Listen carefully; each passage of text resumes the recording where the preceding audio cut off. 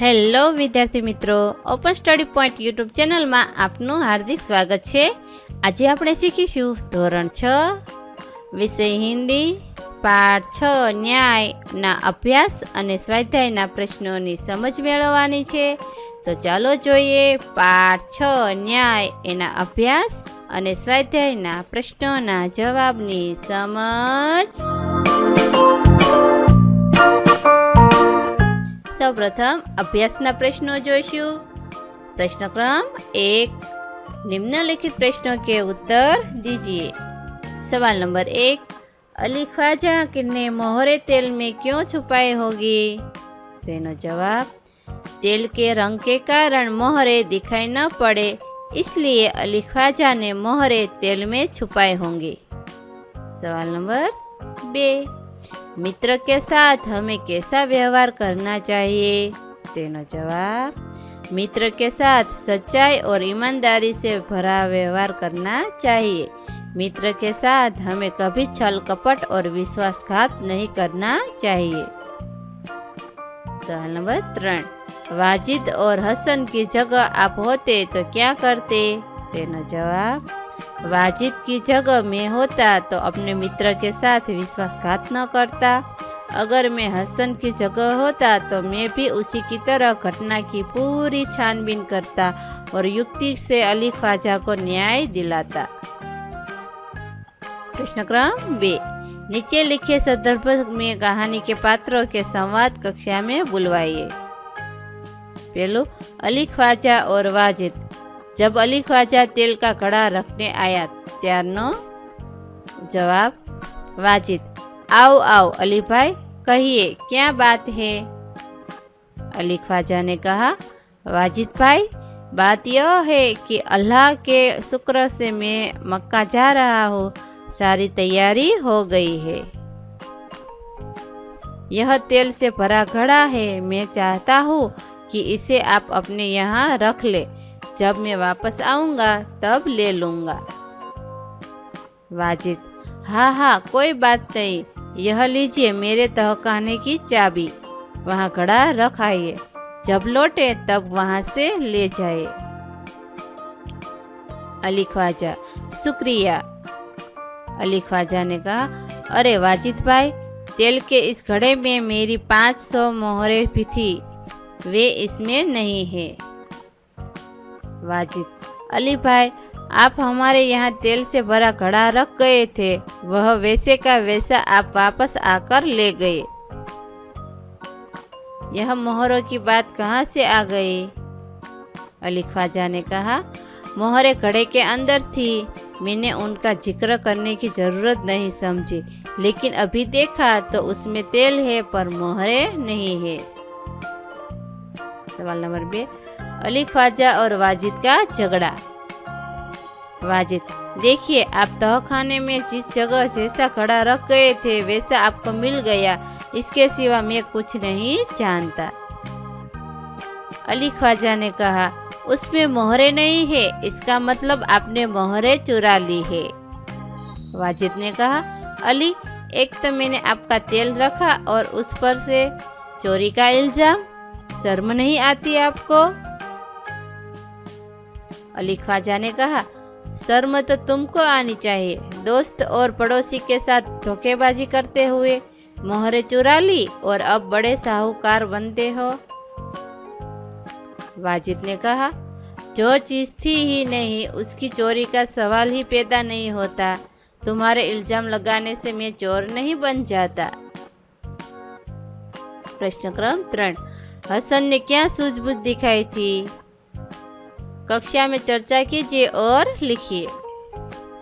जवाब, शिक्षक ने कहा, रमन, हसन ने वाजिद की चोरी पकड़ने के लिए क्या किया? रमन ने जवाब दिया, गुरुजी, वाजिद की चोरी पकड़ने के लिए हसन ने 2 तेलियों को बुलाया। शिक्षक ने कहा, हसन ने तेलियों को क्यों बुलाया? दीपक बोला, गुरुजी, तेली ही बता सकते थे कि घड़े में भरा तेल कितना पुराना है। शिक्षक ने कहा, तो तेलियों ने तेल के बारे में पता कैसे लगाया? तभी सौरभ बोला, गुरुजी, तेलियों ने तेल को चक्कर तथा सूंघकर बताया कि घड़े में भरा तेल 2 महीने पुराना है। अली ख्वाजा 6 महीने पहले गया था, उसका भरा हुआ तेल होता तो 6 महीने पुराना होता। इसका अर्थ यह हुआ कि वाजिद ने पुराना तेल निकालकर नया तेल भरा था। पुराना तेल निकालने पर उसे मोहरें जरूर मिली होंगी। शिक्षक ने कहा। इस तरह हसन ने बड़ी चतुराई से वाजिद की चोरी पकड़ ली। હવે આપણે સ્વાધ્યાયના પ્રશ્નોની સમજ મેળવવાની છે। પ્રશ્ન ક્રમ 1, निम्नलिखित प्रश्नों के उत्तर दीजिए। सवाल नंबर 1, वाजिद को कैसे पता चला कि बर्तन में मोहरे है? तो इनका जवाब, वाजिद जब घड़े की सील तोड़कर तेल निकालने लगा तब घड़े से सिक्कों की आवाज़ आई। उसे लगा कि घड़े में तेल के नीचे कुछ है, इसलिए उसने सारा तेल दूसरे बर्तन में निकाल लिया। इस तरह वाजिद के बर्तन में मोहरों का पता चला। सवाल नंबर 2, अली ख्वाजा और वाजिद के बीच झगड़ा क्यों हुआ? तो इनका जवाब, वाजिद ने अली ख्वाजा के घड़े से तेल निकालने के साथ उसमें रखी मोहरें भी निकाल ली। तेल तो उसने फिर से भर दिया पर मोहरें चुरा ली। अली ख्वाजा ने मक्का की यात्रा से लौटकर अपना घड़ा देखा तो उसमें मोहरें नहीं थी। उसने मोहरों के बारे में वाजिद से पूछा तो वाजिद ने मोहरें चुराने से साफ इनकार किया, इसलिए इन दोनों के बीच झगड़ा हुआ। सवाल नंबर 3, खलीफा ने हसन को अपने दरबार में क्यों बुलाया? तो इनका जवाब, एक दिन खलीफा अपना भेष बदलकर शहर में घूम रहे थे। एक जगह उन्होंने कुछ लड़कों को न्यायालय का खेल खेलते हुए देखा।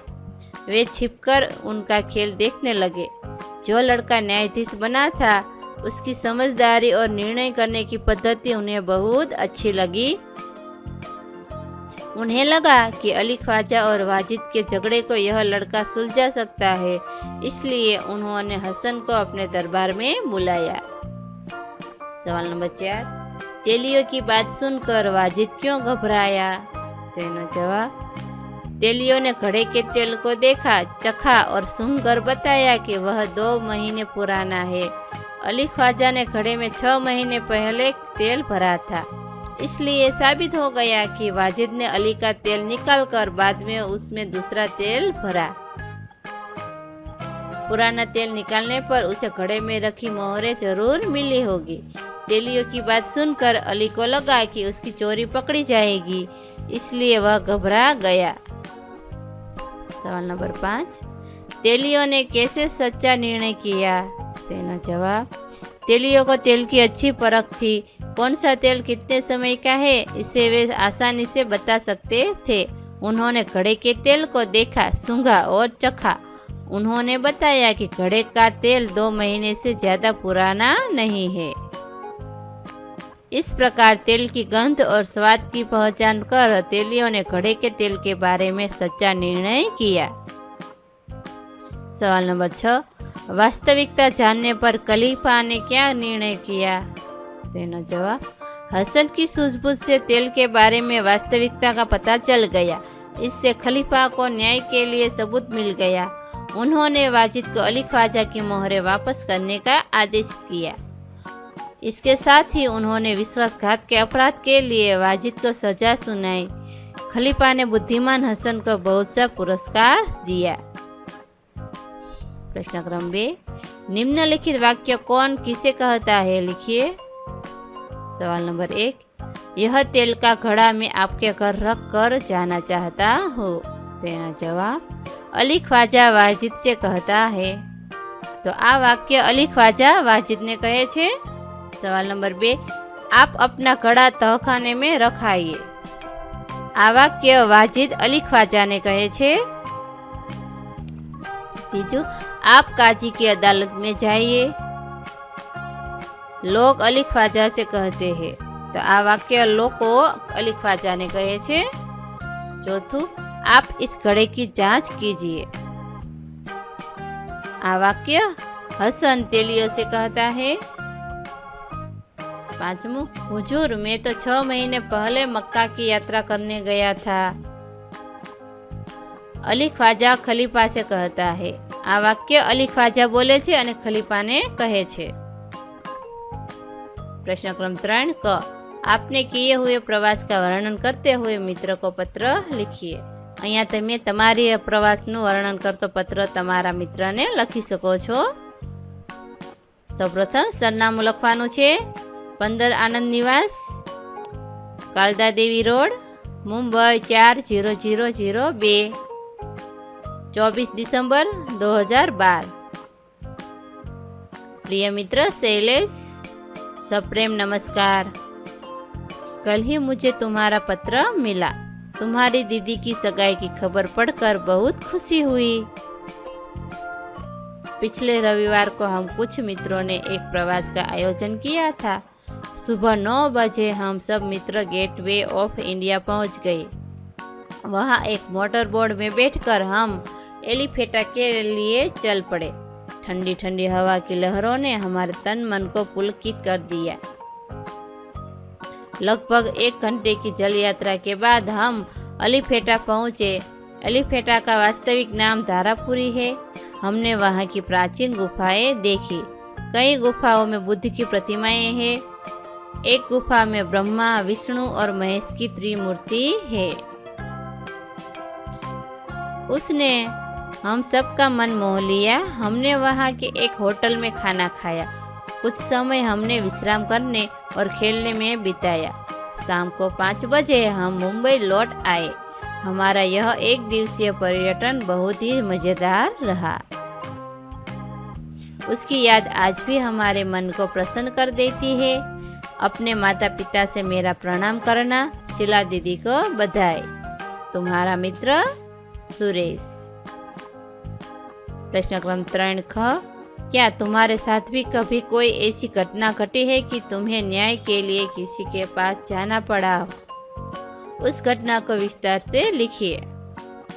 जवाब, एक बार मैं अपनी छोटी बहन मिनल के साथ मेले में गया था। मेला हमारी गली में ही लगा था। माँ ने हम दोनों को 10-10 रुपये दिए थे। मेरे बटुए में 10 रुपये का एक नोट पहले से पड़ा था। यह 10 का नोट मिलने पर 10 रुपये के 2 नोट अर्थात 20 रुपये हो गए। मेले में हमने 10-10 रुपये की कुल्फी खाई। मैंने अपना बटुआ खोला और उसमें से एक 10 का नोट निकालकर कुल्फी वाले को दे दिया। मिनल ने अपना बटुआ खोला तो वह खाली था। उसने मेरे बटुए में पड़ा नोट देख लिया था। उसे लगा कि मैंने उसका 10 रुपये का नोट ले लिया है, नहीं तो मेरे पास 2 नोट कहाँ से आए।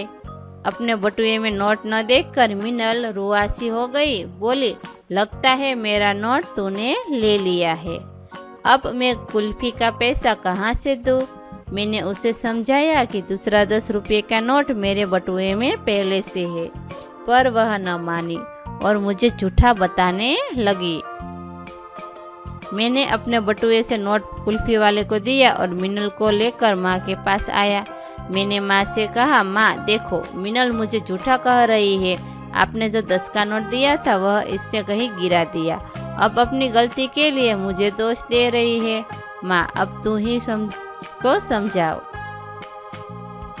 मिनल अभी भी रो रही थी और मुझे झूठा साबित कर रही थी।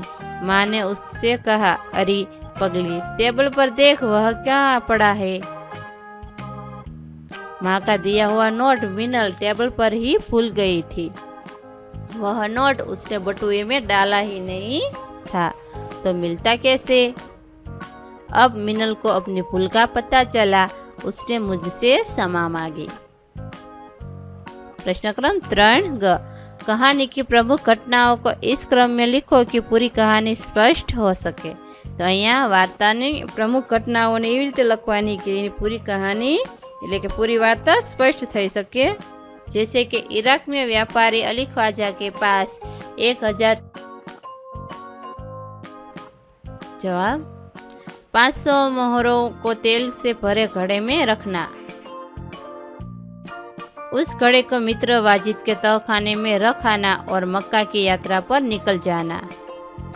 तीजू, जरूरत पड़ने पर वाजिद द्वारा घड़े में से तेल निकालना और मोहरों को चुरा लेना। चौथू, अली ख्वाजा और वाजिद में झगड़ा। खलीफा ने न्याय मांगना। खलीफा का भेष बदलकर नगर में निकलना और हसन का मिलना। हसन द्वारा तेलियों को बुलाना और मोहलों की चोरी का पता चलना। अली ख्वाजा को मोहरे वापस मिलना, वाजिद को सजा। प्रश्न क्रम 4, निम्नलिखित कहानी के चित्र एवं वाक्य उलट पुलट कर दिए गए हैं, उसको पढ़कर कहानी का निर्माण कीजिए और उचित शीर्षक दीजिए। जो यहाँ चित्रों आपेला छे एनी नीचे कहानी लखेली छे। हवे आपणे एनो वार्ता लखशु। एक दिन जंगल में एक शेर आराम से सो रहा था। शेर जहाँ सो रहा था उसके पास एक बिल था जिसमें एक चूहा रहता था। शेर को सोया हुआ देखकर चूहा उसके पास गया। वह शेर के शरीर पर चढ़ा और नाचने लगा। शेर की नींद खुल गई और उसने गुस्से से चूहे को पंजे में पकड़ लिया। चूहा रोते रोते बोला, कृपा करके मुझे छोड़ दो, तुम्हारी मदद करूंगा। एक दिन एक शिकारी जंगल में शिकार करने आया। उसने सिंह का शिकार करने के लिए जाल बिछाई। जाल में फंसते ही शेर दहाड़ने लगा। उसकी दहाड़ सुनकर चूहा वहां आया। शेर को जाल में फंसा देखकर वह अपने साथियों को बुला लाया। उन्होंने जाल काट डाला और शेर को जाल से छुड़ाया। इस तरह चूहे ने शेर को शिकारी से बचाया। उस दिन से शेर और चूहा मित्र बन गए और साथ में खेलने लगे। शीर्षक शेर और चूहा। आ वार्ताનું शीर्षक आ આપી શકાય છે अथवा छोटे भी बड़ों के काम आते हैं। आ शीर्षक पण आपी शकाय। प्रश्न क्रम 5, निम्नलिखित वाक्यों में से क्रियावाचक शब्द ढूंढकर उदाहरण अनुसार फिर से लिखिए। उदाहरण तरीके, राधा ने संजीव को पत्र लिखा। वाक्य, राधा ने किसको पत्र लिखा? तो આવી રીતે આપણે પ્રશ્ન વાક્ય બનાવવાના છે। क्रियावाचक शब्द છે लिखा। अध्यापक ने बच्चों को कहानी सुनाई। बच्चों को कहानी किसने सुनाई? અને क्रियावाचक शब्द बने से सुनाई। बीजो, रात को कुत्ते भौंक रहे थे। कुत्ते कब भौंक रहे थे? एमा क्रियावाचक शब्द छे भौंक रहे थे। सवाल नंबर 3, वह पटाखे देख रहा है। वह क्या देख रहा है? तो आमा क्रियावाचक शब्द छे देख रहा है। चौथुं, वेदांत किताब पढ़ रहा था। कौन किताब पढ़ रहा था? क्रियावाचक शब्द छे पढ़ रहा था। 5वां सवाल, पता नहीं तन्मय मेरे पास से चला गया। तन्मय मेरे पास से कब चला गया? क्रियावाचक शब्द चला गया। सवाल नंबर 6, आकाश में पतंग उड़ रही थी। वाक्य, पतंग कहाँ उड़ रही थी? क्रियावाचक शब्द बनशे उड़ रही थी। प्रश्न 6, कहानी पढ़िए, उचित शीर्षक दीजिए एवं चर्चा करके प्रश्नों का निर्माण कीजिए तथा उत्तर दीजिए। एक बार राजा कृष्णदेव राय के महल में एक सेवक कोच का खूबसूरत मोर साफ कर रहा था। गलती से उसके हाथ से मोर गिरकर टूट गया। राजा को वह मोर बहुत प्रिय था। जब राजा महल में आए, उन्हें अपना प्रिय मोर दिखाई न दिया। पूछने पर पता चला कि वह टूट गया है। क्रोध में आकर उन्होंने सेवक को 6 महीने के लिए कारागार में डलवा दिया। कुछ दिनों बाद राजा कृष्णदेव राय, मंत्री तेनालीराम और दूसरे दरबारियों के साथ राजा उद्यान में घूमने निकले। तेनालीराम बोले, महाराज, पास ही बाल उद्यान है, उसे भी देखते चले। राजा कृष्णदेव राय बाल उद्यान की ओर आए। उद्यान में तरह तरह के रंग बिरंगे फूल खिले हुए थे। एक स्थान पर बच्चे नाटक खेल रहे थे। एक बच्चा राजा बना हुआ था। उसके सामने 2 सिपाही एक अपराधी को पकड़कर खड़े थे। खेत के मालिक ने शिकायत की, महाराज, आज यह मेरे खेत में गाजर और मूली उखाड़ कर ले गया। सुनकर राजा बने बच्चे ने चोरी करने वाले से पूछा। उसने गलती मान ली। तब वह बोला, ठीक है, तुम्हें माफ़ी दी जाती है, पर ध्यान रखना कि दोबारा यह गलती न हो।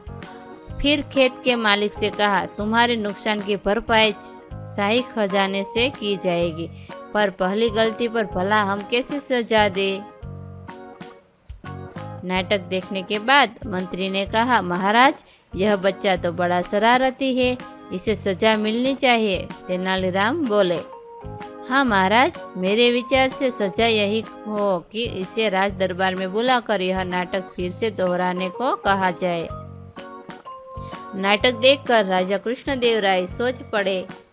तेनालीराम की चतुराई पर वे मन ही मन मुस्कुरा उठे। यह देखकर मंत्री असमंज में पड़ गए। उसके बाद राजा कृष्णदेव राय बोले, सचमुच तेनालीराम, तुमने ठीक कहा। आज मैं समझा कि न्याय करते समय राजा का मन बच्चे जैसा निर्मल होना चाहिए। अगले ही दिन राजा ने उस सेवक को रिहा करवा दिया। હવે એના પ્રશ્નો બનાવશું અને જવાબ આપશું।